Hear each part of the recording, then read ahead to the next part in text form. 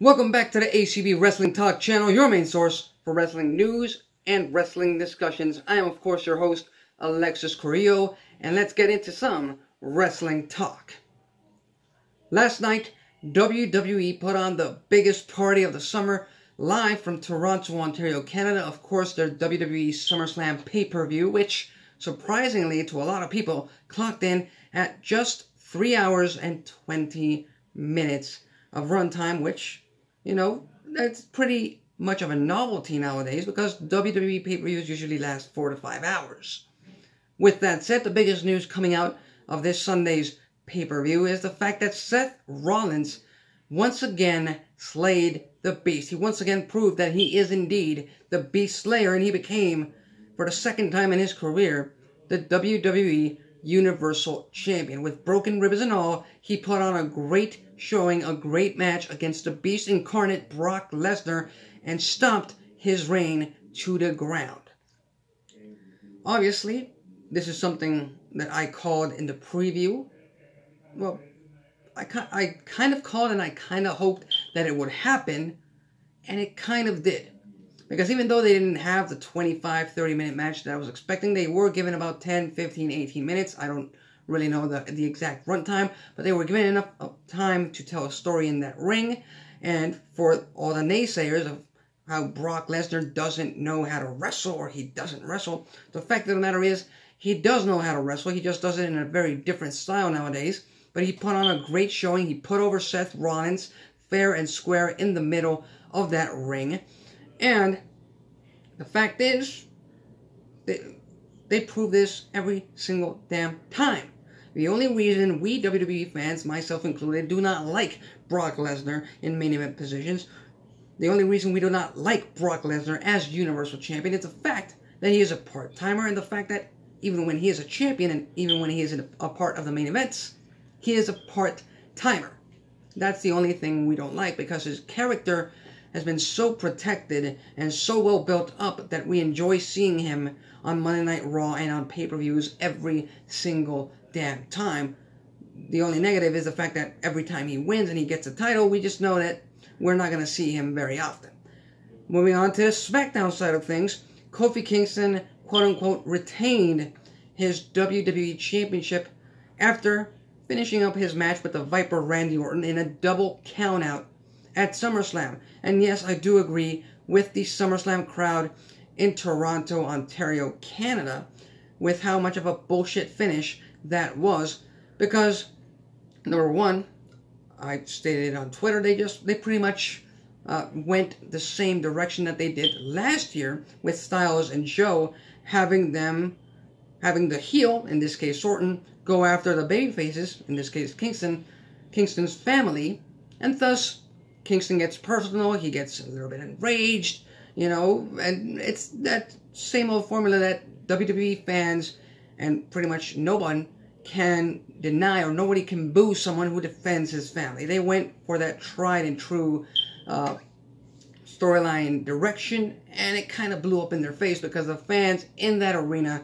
were just not happy, and I can assure you most of the fans at home were definitely not. You already know from my SummerSlam preview that that was not the direction I was thinking they were going in. I was truly hoping that Randy Orton would become WWE Champion once again, and hopefully, we all know this feud is going to continue. This, in my opinion, will be the defining feud in Kofi Kingston's WWE Championship reign. It may be his defining feud, his defining rivalry for the main event scene for Kofi Kingston. So, hopefully, on Tuesday nights, tomorrow night on SmackDown Live, they can get back on course with this rivalry, because they kind of stumbled last night at SummerSlam.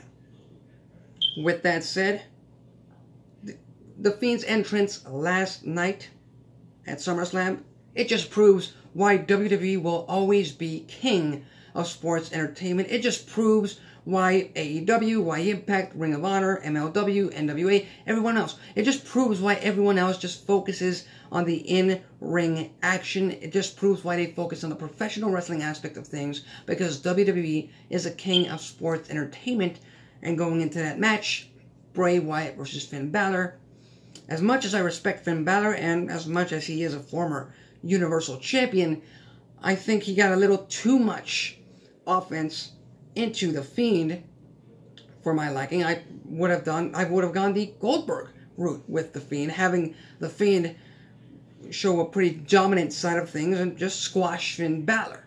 Finn Balor is the kind of character and the kind of superstar, both in ring and with the charisma with the fans, that eventually when he returns to form, he will get cheered by the fans. It's not much of a loss for him, but hey, they went that route. Speaking of Goldberg, what did I say? What did I tell you?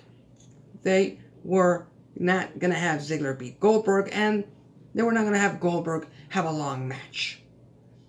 What more can I say? You know, they pulled their old trick out of the bag, and Goldberg won with a spear and a jackhammer, and that's it. You know, Ziggler is a full-time superstar who just got squashed by a legend, and a legend like Goldberg who will never be seen until he will be seen. But, you know, just another part-timer returning for a big superstar showdown, pay-per-view, whatever you want to call it, and he just disappears. I don't like it, and I don't agree with it. On the other side of things, on the other spectrum, Trish Stratus did what she does best. She put over the Queen, Charlotte Flair, in Toronto on the big stage of SummerSlam, and that, my friends, is the right way to do things. That is how you put over a superstar, and that is how you correctly utilize a legend in professional wrestling. Now, sticking to the women's division part of things, you know, we got pretty much 2 vanilla matches at SummerSlam. Becky Lynch retained over Natalya in that submission match. Nothing more to say about that, except on Monday Night Raw, the Boss, that's right, she's back, returned and attacked both Natalya and Becky Lynch. She attacked the Man, and I cannot be more excited about this upcoming feud between the Boss and the Man, because Becky Lynch's title reign definitely needs this kind of push, this kind of charisma, this kind of interest to bring back the Man to the level she was on the road to WrestleMania.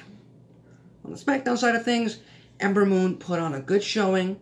She's a great superstar. She can definitely handle a main event match, but the fact is, she doesn't quite feel like a main event women's division superstar just yet, which is why I agree with Bayley retaining, and hopefully Bayley moves on to a championship rivalry with Charlotte Flair, elevate that SmackDown title over there in that women's division, and slowly elevate, I don't know, Ember Moon more, elevate Mandy Rose, elevate them all, because the women's division is lacking main event stars. Kevin Owens defeated Shane McMahon, even though I was pretty much uninterested in this match going into SummerSlam. Like I said, if Kevin Owens won, Shane McMahon would find a way, will find a way most likely tomorrow night on SmackDown Live to get back under the skin of WWE fans. And if Kevin Owens lost, that wasn't going to be the end of Kevin Owens. The fact of the matter is, that just does not happen in WWE or in professional wrestling at all. So there was really nothing more to the match other than putting Shane McMahon in his place. So anyway, those are my thoughts on this SummerSlam pay-per-view. A pretty damn entertaining, pretty damn simple pay-per-view event. But WWE still has a whole lot of road to cover because their storylines are kind of lacking right now. So hopefully they can pick that up and we can see more entertaining matches leading into SmackDown Live's debut on Fox, leading into AEW's debut on TNT. Hopefully professional wrestling as a whole can rise up and we can get that entertainment that we so deserve. But anyway, those are my thoughts on last night's SummerSlam pay-per-view event. What do you think? Leave your thoughts and comments on the comment section below. If you like this video, hit the like button. If you dislike this video, hit the dislike button. That's it for me. Till next time.